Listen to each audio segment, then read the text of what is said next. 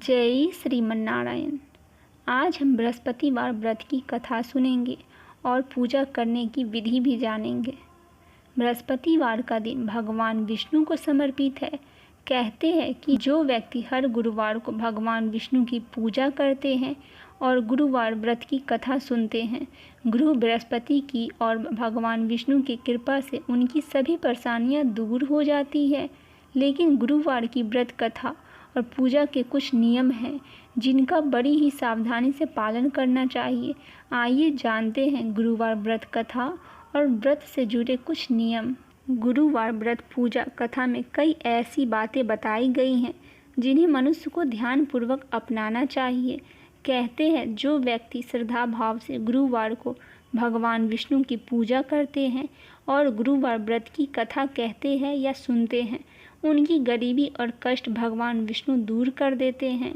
जीवन में सुख समृद्धि के लिए गुरुवार के दिन आप भी इस गुरुवार व्रत की कथा अवश्य सुने। बृहस्पतिवार के दिन सूर्योदय से पहले उठे और नित्य कर्म से निवृत्त होकर पीले रंग के वस्त्र पहने।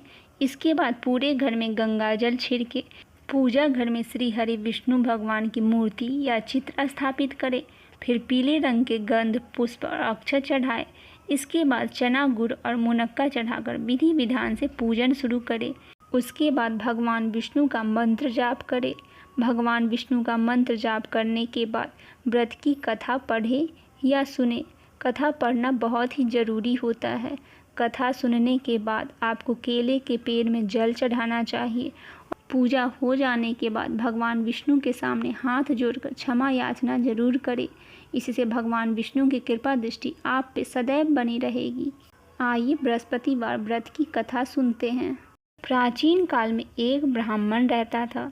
वह बहुत निर्धन था। उसके कोई संतान नहीं थी। उसकी स्त्री बहुत मालिनता के साथ रहती थी। वह स्नान नहीं करती थी, किसी देवी देवता का पूजा नहीं करती थी। इससे वह ब्राह्मण देवता बड़े दुखी रहते थे। बेचारे बहुत कुछ करते किंतु उसका कुछ परिणाम नहीं निकलता। भगवान की कृपा से ब्राह्मण के यहाँ बहुत दिनों बाद एक कन्या रूपी रतन पैदा हुई। कन्या बड़ी होने पर प्रातः स्नान करके भगवान विष्णु की बहुत ही पूजा पाठ किया करती थी। वह बृहस्पतिवार का व्रत भी करती थी। वह पूजा पाठ करके स्कूल जाया करती थी। वह स्कूल जाते टाइम अपने मुट्ठी में जौ भरकर ले जाती और पाठशाला के मार्ग में डालती जाती, और जब वह वापस आती तो वह स्वर्ण का जौ हो जाता था। लौटते समय उनको बीन कर वह घर ले आती थी। एक दिन वह बालिका सूप में उस सोने के जौ को फटक कर साफ कर रही थी। उसके पिता ने देख लिया और कहा, हे बेटी, सोने के जौ के लिए सोने का सूप भी होना चाहिए। दूसरे दिन बृहस्पतिवार था। इस कन्या ने व्रत रखा और बृहस्पति देव से प्रार्थना करके कहा, मैंने आपकी पूजा सच्चे मन से की हो तो मेरे लिए सोने का सूप दे दो। बृहस्पति देव की उसकी प्रार्थना स्वीकार कर ली। रोजाना की तरह वह कन्या जौ फैलाती हुई जाने लगी। जब लौटकर जौ बीन रही थी तो बृहस्पति देव की कृपा से सोने का सूप मिला। वह घर ले आई और उसमें जौ साफ करने लगी, परंतु उसकी माँ का वही ढंग रहा। एक दिन की बात है, वह कन्या सोने के सूप में जौ साफ कर रही थी। उस समय उस शहर का राजपुत्र वहाँ से होकर निकला। इस कन्या के रूप और कार्य को देखकर मोहित हो गया तथा अपने घर आकर भोजन तथा जल त्याग कर उदास होकर लेट गया। राजा को इस बात का पता लगा तो राजा अपने मंत्री के साथ उसके पास गए। राजा बोले, हे बेटा, तुम्हें किस बात का कष्ट है? किसी ने तुम्हारा अपमान किया है अथवा और कारण से तुम दुखी हो? तुम शीघ्र बताओ, मैं वह सब काम करूँगा जिससे तुम्हें प्रसन्नता हो। अपने पिता का राजकुमार ने बात सुनी तो वह बोला, मुझे आपकी कृपा से किसी बात का दुख नहीं है। किसी ने मेरा अपमान भी नहीं किया है, परंतु मैं उस लड़की से विवाह करना चाहता हूँ जो सोने के सूप में जौ साफ कर रही थी। यह सुनकर राजा आश्चर्य में पड़ गया और बोला, हे बेटा, इस तरह की कन्या का पता तुम ही लगाओ, मैं उसके साथ तुम्हारा विवाह अवश्य करवा दूंगा। राजकुमार ने उस लड़की के घर का पता बतलाया। तब मंत्री ने उस लड़की के घर गए और ब्राह्मण देवता को सभी हाल बतलाया। ब्राह्मण देवता राजकुमार के साथ अपनी कन्या का विवाह करने के लिए तैयार हो गए तथा विधि विधान के अनुसार ब्राह्मण की कन्या का विवाह राजकुमार के साथ हो गया।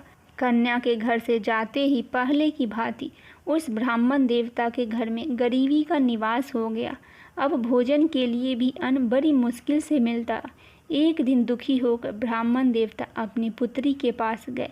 बेटी ने पिता का दुखी अवस्था को देखकर और अपनी माँ का हाल पूछा। तब ब्राह्मण ने सभी हाल कहा। कन्या ने बहुत सा धन देकर अपने पिता को विदा कर दिया। इस तरह ब्राह्मण का कुछ समय सुखपूर्वक व्यतीत हुआ। कुछ दिन बाद फिर वही हाल हो गया।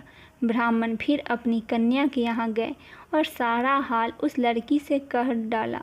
लड़की बोली, हे पिताजी, आप माताजी को यहाँ लेवा आओ, मैं उसे विधि बता दूंगी जिससे गरीबी दूर हो जाएगी। ब्राह्मण देवता अपनी बेटी के यहाँ गए और अपनी बेटी से सारा हाल कह डाला। तब उनकी बेटी ने कहा, पिताजी, आप माताजी को यहाँ ले आइए, मैं उन्हें सारा विधि बता दूंगी जिससे गरीबी दूर हो जाएगी। वह ब्राह्मण देवता अपनी स्त्री के साथ लेकर वहाँ पहुँचे तो अपनी माँ को समझाने लगी, हे माँ, तुम प्रातःकाल प्रथम स्नान आदि करके विष्णु भगवान का पूजन करो तो सब दरिद्रता दूर हो जाएगी। परंतु उसकी माँ ने एक भी बात नहीं मानी और प्रातःकाल उठकर अपनी पुत्री के बच्चों के जूठन को खा लिया। इससे उसकी पुत्री को भी बहुत गुस्सा आया और एक रात को कोठरी से सभी सामान निकाल दिया और अपनी माँ को उसमें बंद कर दिया। प्रातःकाल उसे निकाला तथा स्नान आदि करा के पाठ करवाया तो उसकी माँ की बुद्धि थोड़ी सी ठीक हुई। फिर प्रत्येक बृहस्पतिवार का व्रत रखने लगी। इस व्रत के प्रभाव से उसके माँ और बाप बहुत ही धनवान और पुत्रवान हो गए और बृहस्पति जी के प्रभाव से इस लोक के सुख भोग कर स्वर्ग को प्राप्त हुए। बोलिए भगवान विष्णु की जय, माता लक्ष्मी की जय।